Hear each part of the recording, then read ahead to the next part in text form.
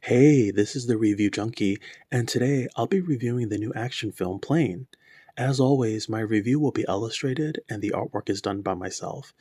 And if you like movies, art, and comic books, please hit that subscribe button because all my reviews are hand drawn, and I'd like to get to 1,000 subscribers soon so my channel can be official.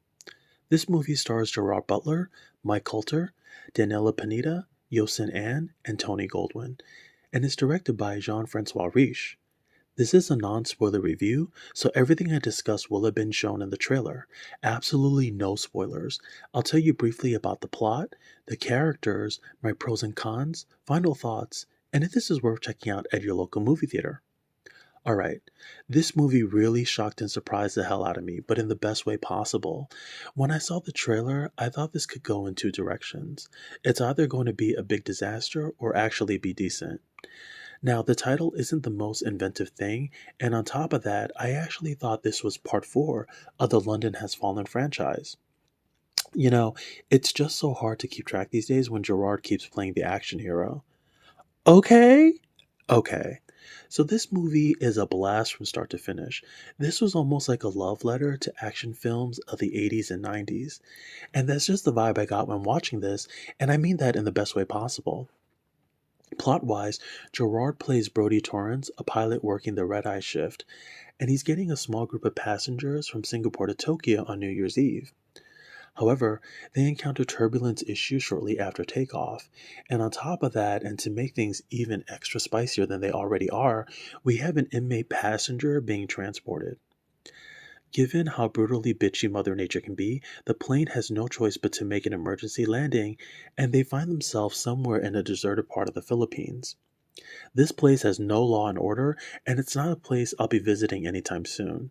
Now, you know it's always a bad sign if you're walking in an empty area and you don't see a single body walking to the corner bodega to get a 99 cents bottle of Arizona tea. So, yeah, you guessed it right. Crazy things are bound to happen. The passengers end up being taken hostage for ransom money, and Gerard takes justice into his own hands to set them free. Now, my first pro is the airplane flight itself because there were only 14 passengers, and I secretly wish I was there. After COVID 19, I'm not trying to do large crowds. I just want to be on an empty plane and get my money's worth. So I really needed to be on that flight and enjoy all the empty seats being offered. That is what we all need, more empty seats. Screw everyone else and their travel needs. They can catch the next flight. Okay? Okay. Next is Gerard Butler. He does a fantastic job here. I've always been a fan, and he played your average Joe, but was secretly an action hero in disguise so well. He's very likable and has good screen presence, as he always does. He's in his 50s now, but he's still got it. And on top of that, there were about 2 to 3 emotional scenes, and he really pulls you in during those moments, and one would not usually expect that from an action film. Next, Michael Coulter is really good as well, and things kick into high gear in the second act where he gets more to do. I also like the relationships in this film, and for some reason, the director just gets it right here. None of the characters have long winded personal conversations to really provide exposition on their background and to give you a reason to care, but there is a genuine sense they all cared for each other and were worried about everyone's well being. It was captured so well without doing a lot. I really like the bond between his co-pilot, played by Yosin Ann, and including the flight attendant, played by Daniela Pineda. Even the team-up bromance with the fugitive was done really well. They each have a sincere moment with him, and it felt earned and made you want to jump up and cheer with your pink-colored pom-poms. Next is the comedy. It's sprinkled throughout the film and it's a little bit on the light side, but it just worked. And we all need a pilot with a dry sense of humor to let us know we may possibly crash into a mountain and die. I was like, yeah, give me that pilot. That's who I need to entrust my life to. Put your pilot skills to good use and rescue me. Next is the action in this movie. It really surprised me. I felt sucked into what was going on, and there are tons of scenes throughout that were extremely tense. And when I say this is a love letter to action films of the 80s and 90s, I meant the blood and excessive bullet count throughout.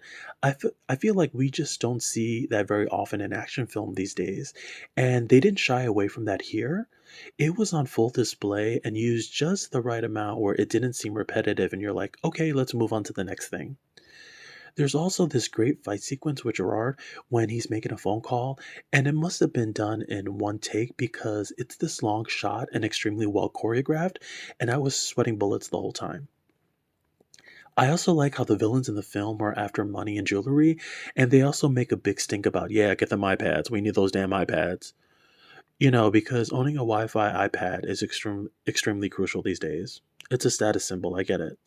I also love how the main villain has this crazy perm because nothing screams menacing and pure evil than a good perm. Now, the cast is very diverse, and I thought that was great, and it never felt unnatural. Everything just seemed like it blended in seamlessly. And another pro is the third act. It was extremely well constructed. I sat there and I had no idea which direction it was going to go. And it wasn't a quick 5-minute action scene and then it's over. It actually went on for a rather lengthy amount of time. Now, I don't really have any cons per se for this film, but I will say the company that owns that particular airline sure was taking their sweet ass time rescuing everyone. I almost wanted to slap and shake some of the employees there. Also, if you're a fan of Tony Goldwyn, you may be disappointed because he has a small role in the film and he's actually only in a handful of scenes. But it was nice to see him on the big screen again, and his eyebrows grew back too. Also, because of the film's tight budget, some of the airplane sequences are not the best CGI that we've seen. Oh, and this is for the two people sitting in front of me that kept talking on their cell phones throughout the entire film. So this brings me to my final thoughts, and this film gets a solid high 8 out of 10 for me.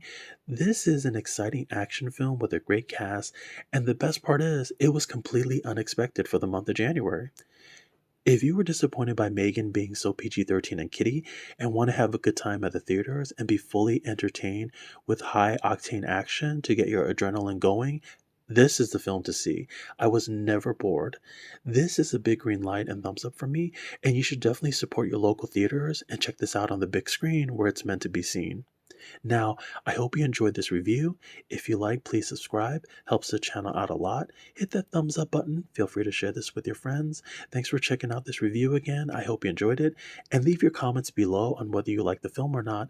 And I hope the pictures put a smile on your face.